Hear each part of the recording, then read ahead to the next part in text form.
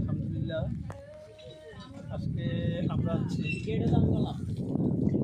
মুন্সিগঞ্জ সদর থানা আত্রা ইউনিয়ন তথা চর একটি মাদ্রাসাটা বাংলাদেশ কোরআন শিক্ষা বোর্ডের আন্ডারে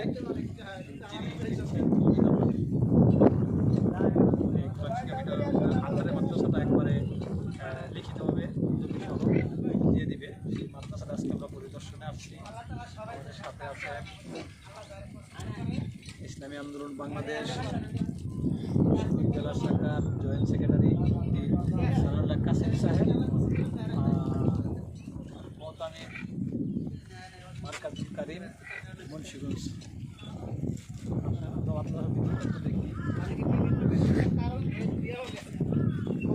সুন্দর একটি পরিবেশ, একদম রাস্তার সামনে মাশাআল্লাহ।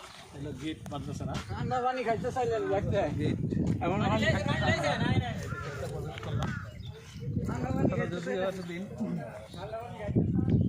অনেকদিন যেমন হয় নাই, তবে নতুনভাবে আবার কাজ শুরু করছে।